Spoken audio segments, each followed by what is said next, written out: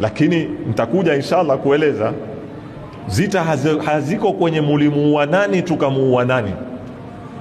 Zita haziko hapo. Zita ziko ni ajenda ya nani itaendelea, na hapa ndipo watu wataka waangalie sana. Kila mmoja una hamu kwamba ataka Netanyahu auawe. Kumuua Netanyahu haibadilishi kitu, akipatikana kiuawa falaka almuradi. Lakini masala hayako kwenye kiswasi cha kibinafsi kwamba umenipiga mkupige, hayako hapo. Masala yako kwenye ajenda za ulimwengu, ni nani atafaridha ajenda yake.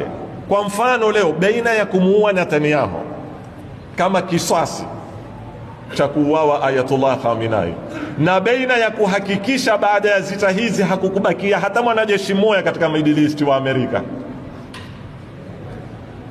ipi sawa?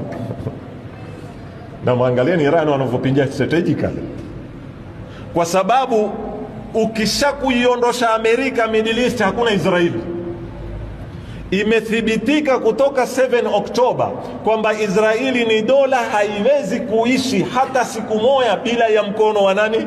Wa Amerika. Imethibitika hiyo. Kwa masaa Hamas ilikuwa ishamaliza hisabu Israeli.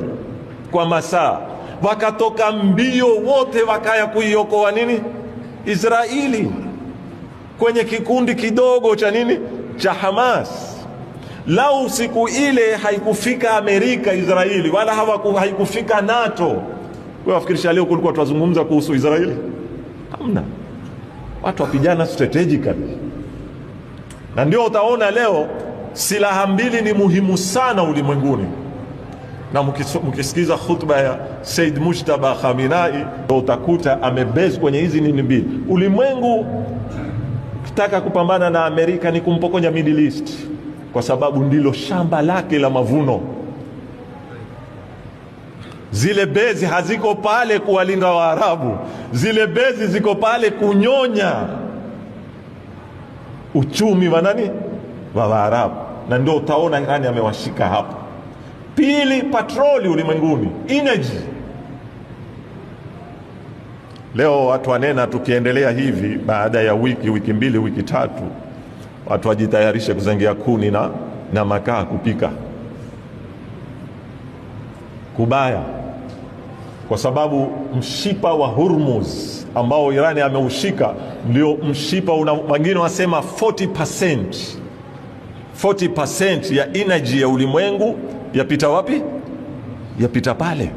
Kwa hivyo zita ni zita za kiuchumi, ni zita za kuhakikisha kwamba Middle East itaendelea bila ya kuwepo nani? Muamerika. Hapa ndipo watu watakawafahamu. Kwa hivyo issue msipekwe kihamasa kwamba hayauawa, hatuyaua mtu hata mmoja, wao umetuua wangapi?